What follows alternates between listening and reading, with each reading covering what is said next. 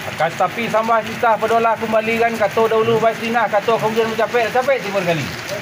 Laba pencan kali cakok kena lagi pasang biasa senyang ada nan pakai senyang tupan ngisi. Dapun perteng kata nan cakok kena lok tawayo kan lah payon yang pun tua-tua pengunus pula. Menerima lama siria di hujanan pun pandai bersa kerja bangka.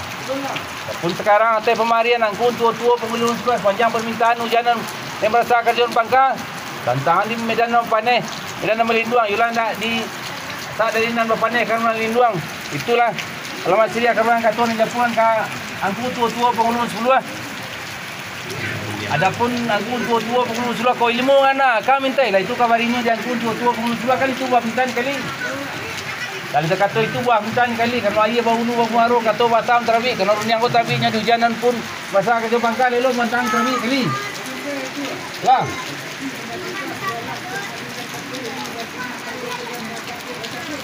Hello.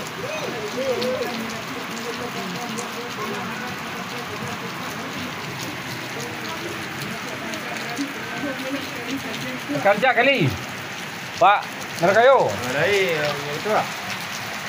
Tapi sampai kita berdolah kembali kan kata dahulu baik Cina kata kemudian capek juga Pak. Jadi itu. Alah persambahan yang tarik Pak kerana lagi pasan biasa yang ada dan pakai yang tupak ngisi. Dapun seperti yang kata dengan Jako kena lok tahu payu kalau mau payu yang pun tua-tua pengunus dulu menerima amat siria di hujanan pun pandai merasa kerjaan pangka. Iyalah. Pun sekarang boleh gini yang kita tapi Aceh Marian angkut tua-tua pengunus dulu.